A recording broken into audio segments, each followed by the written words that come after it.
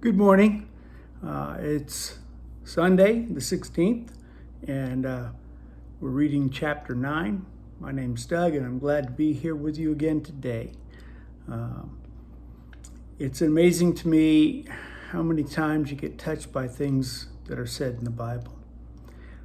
My grandfather, I grew up with him. He was blinded in the First World War, and we hear about these people that were made to see. But in this parable, as we finish, you'll see that the seeing that is the most important is not the ones you do with your eyes. Jesus heals a man born blind. So they're walking along, and the disciples say, "Rabbi, who sinned, this man or his parents, that he was born blind?" And Jesus says, "Neither the man nor his parents sinned, but this happened so that the work of God might be displayed in his life. As long as it is day, we must do the work for him who sent me. Night is coming when no one can work. While I am in the world, I am the light of the world." So, what happens? Jesus spits in the sand, made some mud, and covered the man's eyes. And he tells him to go to the pool and you will be able to see. Of course, he gets there and everybody kind of recognizes him, but he goes into the pool and he comes out and he can see. And the people there said, "Oh, that's not him," because they just can't believe anybody who was born blind can be made to see. The reality is, most of us go through life blind. We think we see, but we don't really see. We see what the physical world has for us. And God always talks about what's on the inside. Jesus always talks about what's on the inside. And so we go through, and this man, he's lived with his parents his whole life, and all of a sudden the Pharisees find out. Oh my gosh. So they go to his parents, and his parents are afraid to tell him. And therefore, they tell him, because they don't want to say anything because they might be judged. So they tell him he is of age. Go, and he can speak for himself. And he tells them exactly what happened. But he didn't know who the man was. He couldn't see him. He couldn't identify him. And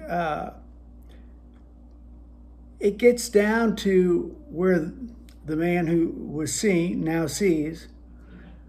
He answers the Pharisees, "Now that is remarkable. You don't know where he comes from, yet he opened my eyes. We know that God does not listen to sinners. He listens to the godly man who does his will. Nobody has ever opened the eyes of a man born blind. If this man were not from God, he could do nothing." To this they replied, "You were steeped in sin at birth. How dare you lecture us?" And they threw him out. Now Jesus talks about spiritual blindness. Jesus heard that they had thrown him out, and when he found him, he said, "Do you believe in the Son of Man?" And he says, "Who is he, sir?" The man asked, "Tell me so that I might believe in him." Jesus said, "You have now seen him. In fact, he is the one speaking to you." The man said, "Lord, I believe," and he worshiped him. "For judgment I have come into the world, so that the blind will see, and those who see will become blind." The Pharisees were with him, heard him say this, and asked, "What are we blind too? And Jesus said, if you were blind, you would not be guilty of sin. But now that you claim you can see, your guilt remains. And I think this is just such an illuminating moment for all of us, because we judge everything by what we see. And what God is talking about, seeing through our eyes what God has put before us. And if we will take the time to do so, you will see many wonders and the grace of God working all around us every day. And growing up with a blind person, it was illuminating to me because I never saw him get angry or mad about anything. He never saw his wife, he never saw his children, he never saw his grandchildren, but he knew each and every one of us. Every birthday, we would go up and he would cover our faces with his hands to see how we had grown. But he knew us by the way we walked through a room or breathed. He was an amazing man that taught me, if you want to see what's important in life, stop looking with your eyes. Use them to see through what is here to what could be here. Even in our Lord's Prayer, our Father who art in heaven, hallowed be thy name, thy kingdom come. That is here and now. And I truly believe that our little community of faith can be that cornerstone for our community.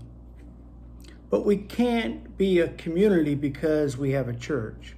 We have to be a community because we walk in the world seeing with our eyes what God has given us and has commanded us to go forth and spread the good news.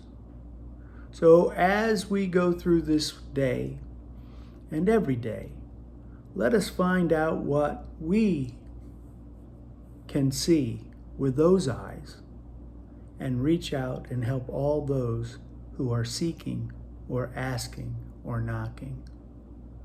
It's a wonderful day, and I know that we will have great times going forward in our community of faith if we will stop just looking and start seeing what God has given us. The people in our community are ready to do this. Some of us are afraid, some of us aren't encouraged, some of us feel that we're not what we need to be, but we are, because we have the faith of that mustard seed. And God takes us where we are, who we are now, and moving forward. So have a blessed day. Have a great day. May God bless you as He has blessed His church. Thanks for listening. Talk to you soon.